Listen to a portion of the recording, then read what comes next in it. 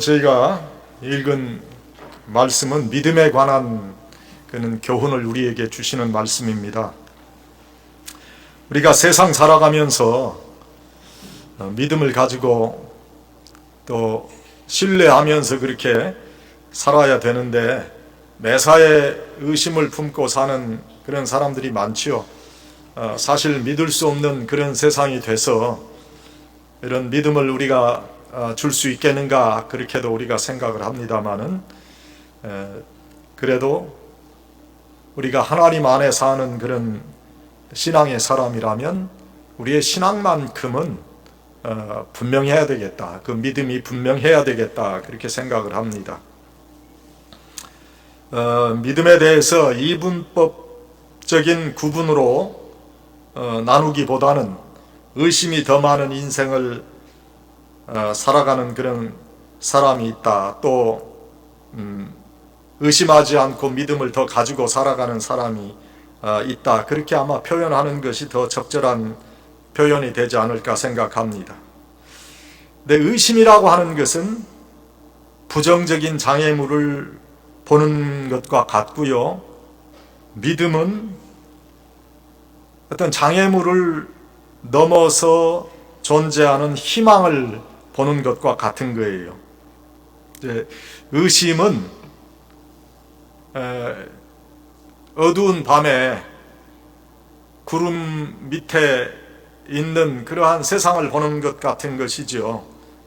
다 어두워서 무언가 확인이 안 되지만, 그러나 믿음은 그 밤하늘의 구름 위에 있는 달과 별을 보는 것과 같은 것이다.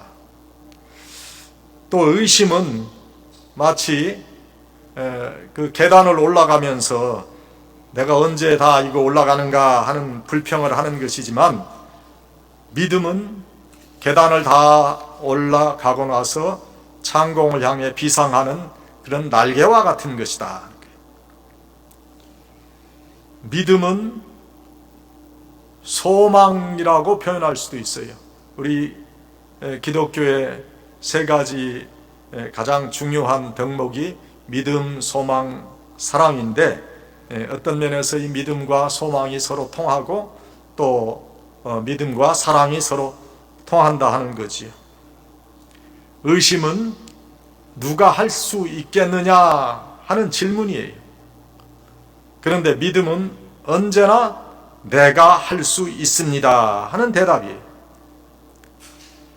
예수님께서 이 땅에 계실 때 믿음의 중요성을 우리에게 말씀해 주셨어요. 오늘 저희가 읽은 본문도 믿음의 중요성을 이야기하고 있어요. 히브리서 11장 6절에 보니까 믿음이 없이는 하나님을 기쁘시게 할 수 없다 하는 말씀도 있어요. 오늘 본문의 말씀 보니까 오직 나의 의인은 믿음으로 말미암아 살리라 그렇게 기록이 되어 있어요. 우리 기독교 믿음은 보이지 않는 것을 볼 수 있는 능력을 말하는 거예요. 믿음은 가능하지 않은 일을 가능한 결과로서 미리 보는 능력을 말하는 거예요. 그래서 믿음이란 순조로운 인생길에서는 그 진가를 발휘하지 못해요. 그러나 고난의 순간에 그 능력을 나타내는 거예요. 마치 몸의 근육과 같은 것이다. 그렇게 말할 수 있어요. 운동해야 근육이 만들어지지 않아요? 그것과 마찬가지로 인생의 고난과 시련이 있어야 강력한 믿음의 능력이 나타나게 되는 거예요. 믿음으로 말미암아 살아나는 것이 우리가 소중하게 간직하는 신앙의 진리입니다. 우리가 믿음을 가져야 천국으로 인도될 수 있어요. 우리가 예수님께 대한 더 큰 믿음을 가지게 되면 그 믿음이 우리에게 하나님의 나라를 가져다 주는 거예요. 믿음이란, 잘 들어보세요. 믿음이란 하나님께서 하실 수 있다 이것을 믿는 게 아니에요. 믿음이란 하나님께서 반드시 이루시고 행하신다. 그것을 믿는 거예요. 그래서 믿음을 가진 자는 사실 두려워할 게 없어요. 우리는 하늘나라의 시민이지만 지금 이 땅의 삶을 살고 있는 그런 사람들이에요. 이미 구원을 얻고 하늘나라의 능력을 가지고 이 땅을 이기며 살아가야 하는데 이 땅의 삶의 걱정이 나를 힘들게 하는 삶을 살아간다. 이게 이중적인 삶이에요. 말씀은 분명하게 세상을 이기는 사람, 믿음의 사람이 될 것을 말씀하시고 있습니다. 그러나 우리의 현실은 그렇지 않아요. 우리는 자주 세상의 괴로운 일들로 인해서 어려운 그런 상황 가운데 슬픔 속에 빠지게 된다. 꼬리를 무는 걱정 속에 살아가요. 믿음과 현실이 일치하지 않는 삶을 산다는 거예요. 그게 사실 우리의 솔직한 삶의 모습 아닙니까? 그래서 믿음을 소유한다고 하는 것은 의지적인 노력을 하는 거예요. 보이지 않는 현실 가운데 보이는 그런 소망을 잡아야 돼요.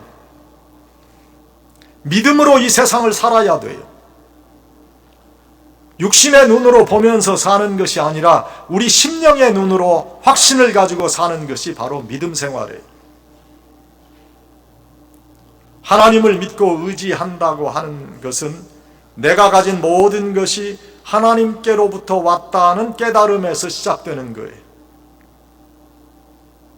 우리가 욥기에서 배우는 게 그거 아닙니까? 내가 이 세상에 적신으로 왔사오니 갈 때도 내가 빈손으로 가도 아무런 문제가 없다는 거예요. 그런데 우리는 무언가 가지려고 하잖아요.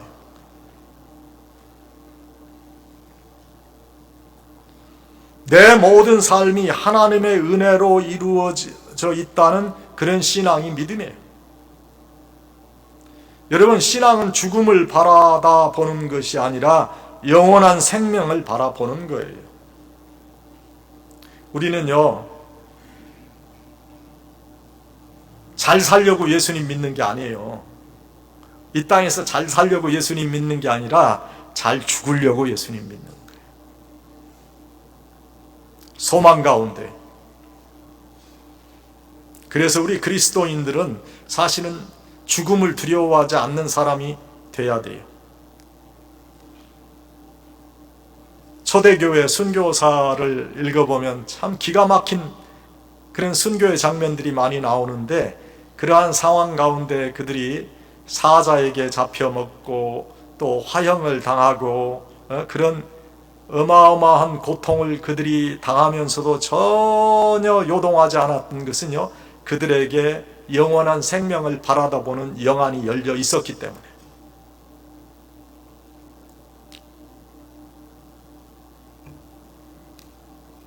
신앙은 두려움 속에 거하는 것이 아니라 소망 속에 사는 거예요. 믿음은 어두움을 보지 않습니다. 우리 믿음은 낙심을 말하는 것이 아닙니다.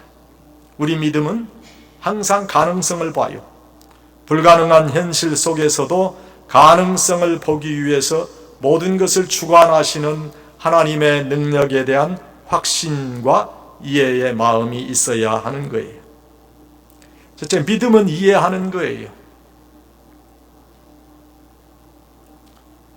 이해하는 마음이 선행돼야 믿음을 가질 수 있어요. 인간 관계도 그렇고요, 하나님과의 관계는 더 그래요. 이해한다는 것은 그 입장이 돼서 생각하는 거지요. 영어의 understand라고 하는 이해한다는 말은 뭐예요? 밑에 들어가 쓴다는 거 아니에요. understand. 그 입장이 돼서 그 생각해 본다는 거예요. 예수님께서는 십자가의 순환을 앞에 두시고 고난에 대해서 이렇게 말씀을 하셨어요. 인자가 많은 고난을 받고 장로들과 대제사장들과 서기관들에게 버림받아 죽임을 당하고 사흘 만에 살아나야 할 것이다. 제자들에게 계속 알려주셨어요. 이런 말씀을 제자들에게 계속 하셨던 것은 제자들이 말씀을 이해하지 못했기 때문에, 제자들의 심령 속에 변화가 일어나지 않았어요. 예수님께서 십자가에서 죽임을 당한다고 하면 그들에게 변화가 일어났어야 하는데 변화는 불구하고 이해하지도 않고 무관심에다가 두려움밖에 아무런 그런 변화가 없었어요. 제자들은 예수님께서 죽임을 당하시면 자신들이 어떻게 될 것인가 자신들의 입지만 걱정했어요. 예수님의 심정을 이해하고 헤아리는 그런 이해심이 아무도 없었다는 거예요. 영적 이해는 없고 육신적인 생각뿐이었어요. 예수님의 입장이 돼서 예수님의 고난을 이해해야 믿음의 사람이 될 수 있는 거예요. 여러분, 아내의 마음을 시어머니가 몰라줘도 참을 수 있어요. 시누이가 몰라줘도 괜찮아요. 그런데 남편이 몰라주고 남편이 이해하지 못하면 서운한 거예요. 남편 마음 아내가 이해하지 못하는 것도 서운한 일이고, 목사의 마음을 교인들이 이해해 주지 못하면 정말 목회자는 서러워요. 믿는 사람 마음을 이해하지 못하고 몰라주니까 서운한 거지. 십자가 순환을 앞에 두신 예수님의 마음을 제자들이 이해하지 못하니까 예수님께서도 서운하셨어요. 너희들이 한시도 나와 함께 깨어 있을 수 없느냐. 예수님은 지금 인류 대속의 귀한 사역을 위해서 죽음을 앞두고 계시며 기도하시는데 제자들은 함께 기도한다고 갔다가 다 졸려서 지금 자고 있단 말이에요. 우리의 믿음 생활은 하나님의 마음을 잘 헤아리고 이해하는 거예요. 내 위주로 생각하는 것이 아니라 하나님의 입장에서 생각해보며 신앙생활을 하는 그 사람이 성숙한 믿음을 가진 그런 사람이에요. 여러분, 신앙생활의 시작은요, 내가 변화되는 거예요.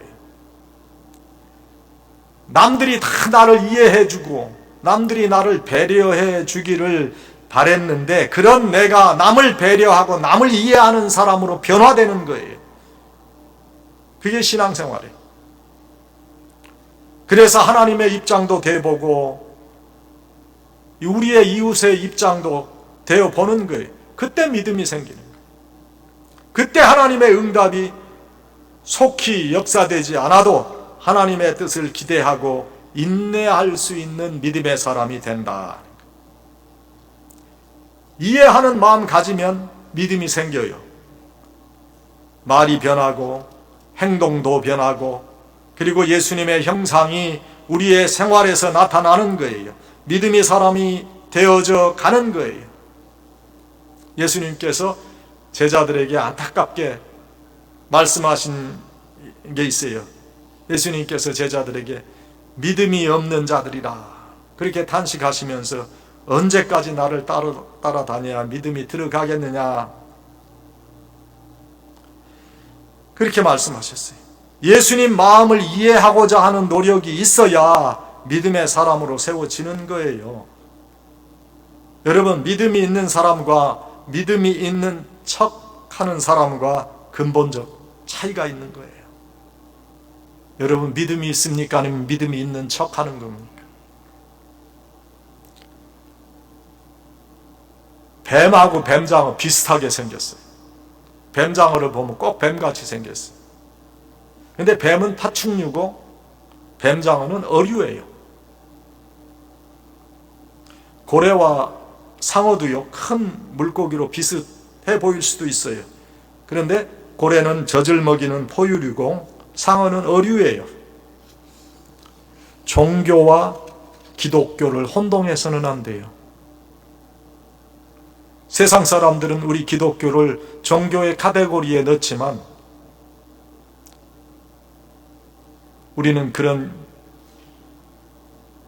카테고리를 사용하는 사람들을 따라가서는 안 돼요. 종교는 율법이 그 근간을 이루어요. 잘못을 지적해요.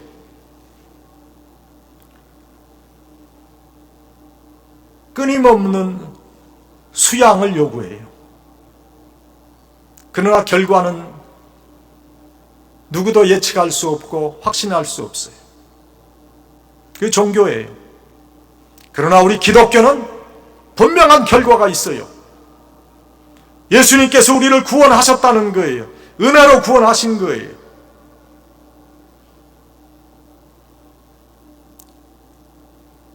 종교는 소망 없는 인간을 발견하지만 그러나 우리 기독교는 소망 속에 복음을 발견하는 거예요. 예수 그리스도의 십자가를 통한 회복이 있어요. 예수님을 심령에 모시고 믿음으로 새롭게 변화된 기쁨의 삶을 살아가는 거예요. 기독교에 대한 바른 이해가 있어야 믿음의 사람이 되는 거예요. 교회 오래 다녀도요, 교회를 종교와 아직도 혼동하는 사람들이 많아요. 그렇게 십자가의 은혜를 말하고 이미 예수 그리스도께서 우리를 위해서 십자가에 달려 돌아가셨기 때문에 우리에게 주어진 구원의 확신을 이야기해도 그걸 받아들이지 못하고 아직도 종교의 카테고리에 빠져서 내가 구원받을 수 있을까를 염려하는 그런 많은 기독교인들이 있다는 거예요. 예수님께서 그렇다면 대속의 죽음을 왜 죽으셨어요? 예수님의 죽음은 영어로 nullify예요. 아무런 소용이 없는 거예요. 기독교에 대한 바른 이해가 있어야 믿음의 사람이 되고 세상을 이길 수 있는 능력의 사람이 되는 거예요. 예수님께서 이 세대를 믿음이 없는 세대라고 하셨어요. 말세의 믿음을 보겠느냐 하는 말씀도 하셨어요.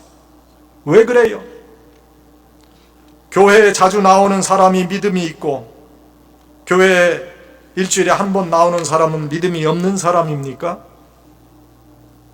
꼭 그렇다고 단정할 수는 없어요. 그런데 로마서 10장 17절에 보니까 믿음은 들음에서 나고 들음은 그리스도의 말씀이라 기록하고 있어요. 그러면 안 듣는 사람보다는 듣는 사람의 믿음이 더 커지는 것이 그게 상식적인 얘기죠. 집에서 온라인으로 말씀을 듣고 보기도 하지요. 그러나 하나님의 말씀은 주의 전에서 들어야 진정으로 말씀이 말씀된다고 저는 믿습니다. 저도 한국에서 있을 때 우리 교회 예배를 온라인으로 그렇게 드린 게 아니고 봤어요. 드릴 수가 없어요. 어떻게 거기에 하나님의 거룩함이 있습니까? 하나님을 만나는 거룩한 전에서 거룩한 모습으로 하나님을 만나야 하나님의 임재가 있는 거예요. 그런데 그 아파트에서 제가 하나님을 그 온라인으로 만난다는 것이 하나님의 임재를 저는 솔직히 그곳에서는 체험하기가 어렵더라고요.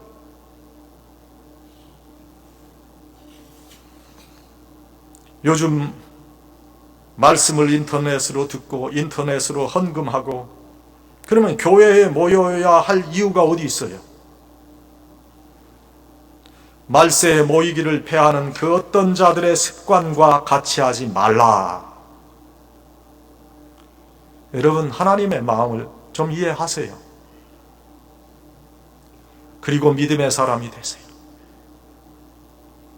믿음이 없는 세대에는 기적도 없어요.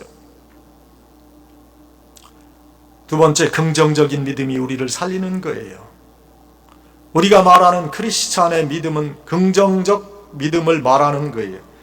긍정적이라고 하는 말의 뜻은 기쁨과 감사와 가능성, 그리고 감격, 용서, 화해와 같은 가치를 의미하는 거예요. 반대의 뜻을 가진 부정적이란 말은 절망, 슬픔, 원망, 불가능, 불평, 미움, 분열, 그런 단어를 연상하는 거예요. 예수 믿고 기쁘고 즐겁게 신앙생활 해야 함에도 불구하고 부정적 기분으로 어두운 마음 가지고 있다면 뭔가 잘못된 거예요. 과거에 내 삶에 잘못된 부분이 분명히 있습니다. 그러나 예수를 구주로 믿은 후에는 속죄의 능력을 믿고 살기 때문에 그 어두움이 내 삶을 주관할 수 없는 거예요. 자신이 사는 것 자체가 하나님의 은혜라고 생각하는 사람은 긍정적 삶을 살아가는 사람이에요. 세상에서 인정받는 일을 이루었을 때 이것도 하나님의 은혜로 가능했습니다, 이렇게 고백할 수 있다면 큰 믿음의 사람으로 긍정적 사고로 살아가는 사람이라 할 수 있는 거예요. 긍정적 사고방식을 가진 우리 기독교인은 만용을 부리는 사람과 근본적 차이가 있어요. 기독교적 긍정은 수용적인 자세를 가지고 있는 자에게 나타나는 거예요. 빌립보서 4장 13절에 보니까 내게 능력 주시는 자 안에서 내가 모든 것을 할 수 있느니라는 말씀이 기록되어 있습니다. 이 말씀을 마치 기독교인들은 모두가 기사와 이적을 이루는 사람이다 이렇게 착각하고 이 말씀을 적용해서는 안 돼요. 이 말씀을 자신의 상황에 맞추어 자신의 이익과 유익을 위해서만 적용하려고 하는 것은 말씀을 크게 오해하는 거예요. 이 말씀 전후의 구절을 함께 읽으면 이 말씀의 참뜻을 깨닫게 돼요. 그 전에 내가 비천에 처할 줄도 알고 풍부에 처할 줄도 알아 모든 일에 배부르며 배고픔과 풍부와 궁핍에도 일체의 비결을 배웠노라. 그 다음 너희가 내 괴로움에 함께 처하였으니 잘하였도다. 빌립보서 4장 13절 후에 14절의 말씀이에요. 이렇게 전후의 말씀을 살펴보면 모든 것을 할 수 있다라는 말씀은 불가능한 물리적 현상을 가능하게 만드는 어떤 물리적인 기적을 말하는 것이 아니라 어떠한 형편과 처지에 우리가 놓일지라도 그 모든 어려운 상황을 극복할 수 있는 기독교인의 심령의 상태를 말하는 거예요.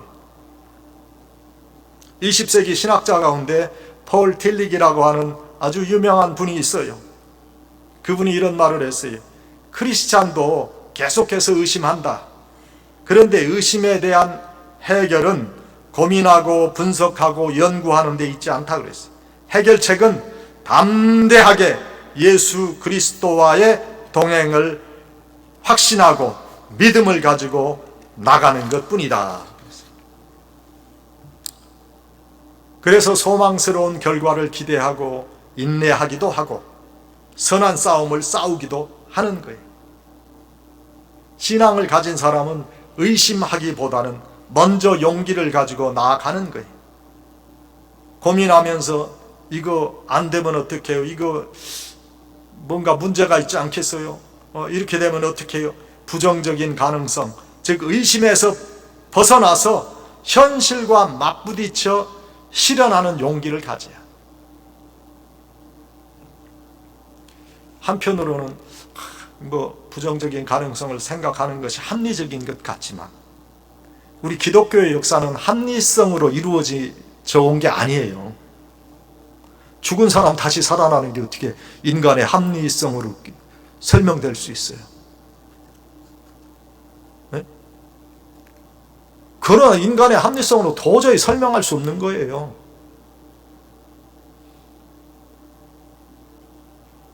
그 많은 박해와 고난 가운데 신앙을 지키기 위해서 순교하는 사람들을 어떻게 합리성을 가지고 우리가 그걸 보겠어요?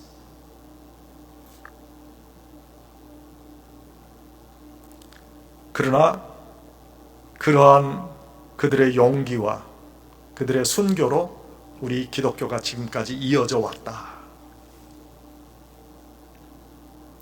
공자가 이렇게 말했어요. 배는 구멍이 뚫어져도 그래서 물이 들어와도 간다 그랬어요. 나무로 만든 배는 아무리 잘 만들어도요 물이 새 들어와요. 그래서 들어온 물을 한쪽으로 몰아서 빠지게 하고 배를 저어가는 거예요. 우리 신앙의 삶에도 부정적 요소들이 분명히 있어요. 그런데 그 부정적인 요인들을 다 제거하고 주님께서 맡겨주신 사역을 감당하는 것, 거의 불가능한 일이 되고 말 거예요. 예수님의 은혜로 구원되고 회복된 인간이지만 우리 인간의 심령 속에는 여전히 타락한 죄의 본성이 남아있기 때문에 인간들이 모여서 공동체를 이룬 곳은 그곳이 주님의 온전한 몸을 이루어야 할 교회임에도 불구하고 부족한 모습이 나타난다는 거예요. 이 부족함을 어떻게 보완해서 온전하게 만들 수 있을까? 긍정적인 믿음을 갖는 거예요. 수용적인 자세로 서로가 서로를 대하는 거예요. 그 누구일지라도 혹 실수할 수 있다고 내 마음의 기대치를 좀 내려놓으세요. 그러면 긍정적 마음을 가질 수 있어요. 이 긍정적인 믿음을 소유하면 그 믿음이 우리를 회복시킬 겁니다. 마지막으로 믿음은 뒤로 물러가지 않는 거예요. 인생의 어려운 상황을 만나게 되면 뒤로 물러가는 사람들이 있어요. 어려운 상황 자체가 싫은 거지요. 갈등과 시험을 겪고 싶지 않습니다. 합리적인 것 같지만 이런 사람들에게는 더 나은 단계로의 인생의 성공과 발전은 없어요. 여러분, 시험 좋아하는 사람은 아무도 없죠. 학교 다닐 때 저도 자꾸 시험, 초등학교 때부터 계속 시험 쳤는데 별로 기쁘지 않죠.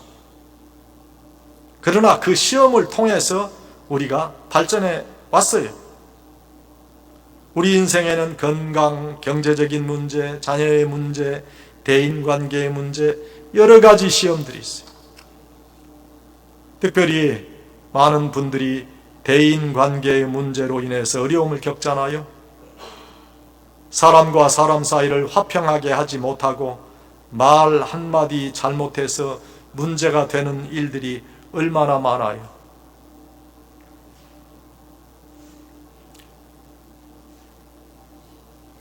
사돈이 어려운 사이죠. 그래 둘이 만나는데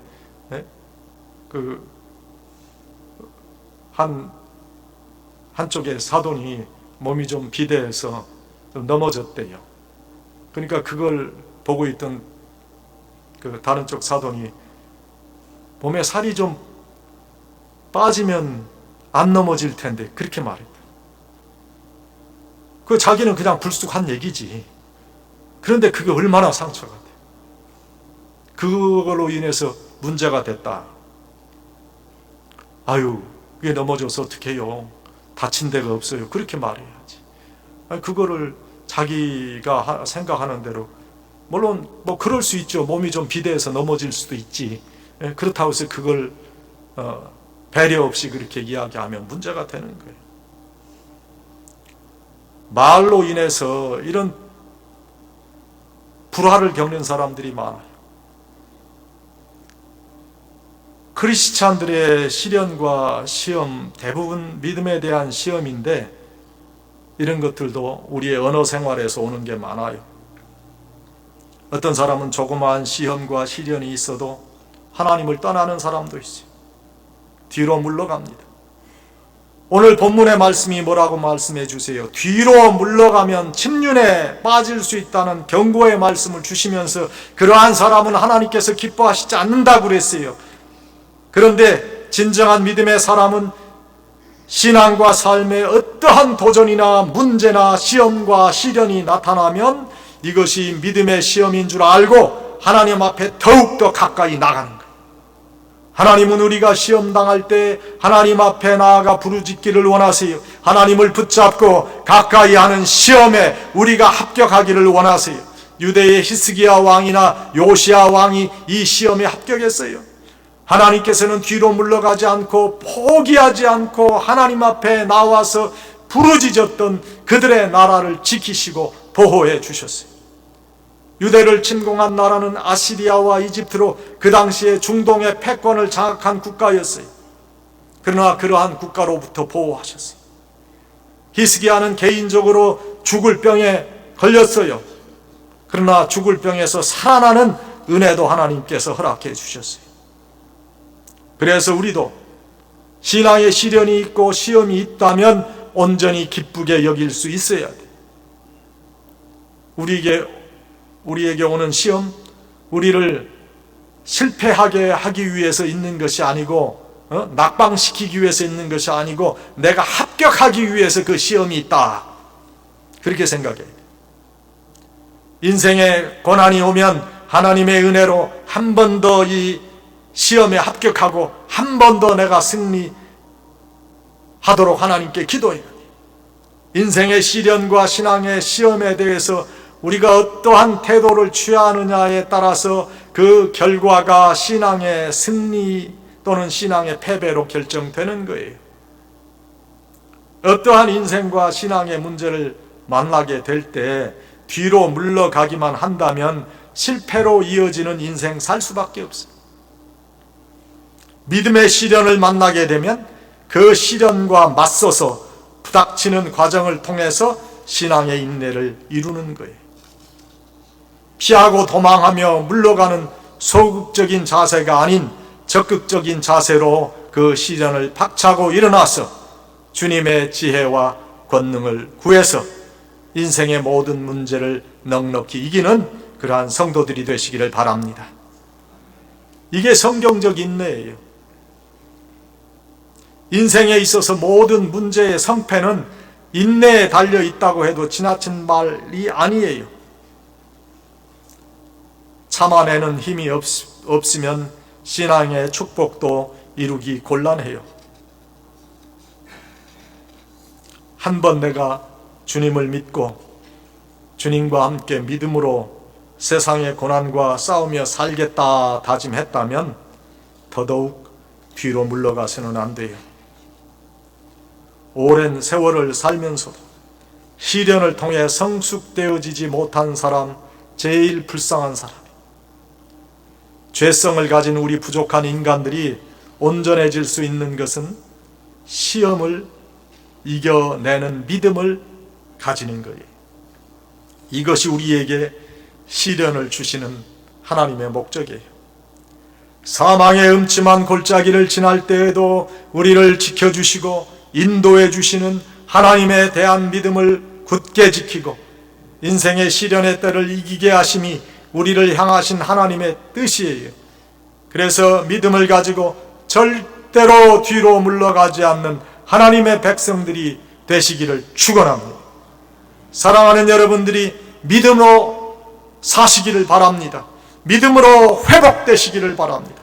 하나님과 또 그리스도인된 이웃을 믿고 신뢰하기를 바랍니다. 이해해 주시기를 바랍니다. 긍정적이고 수용적인 마음으로 공동체의 지체를 바라볼 수 있기 바랍니다. 그리고 절대로 뒤로 물러가지 않아 믿음으로 살고 승리하는 우리 사랑하는 성도 여러분들이 되시기를 간절히 축원합니다.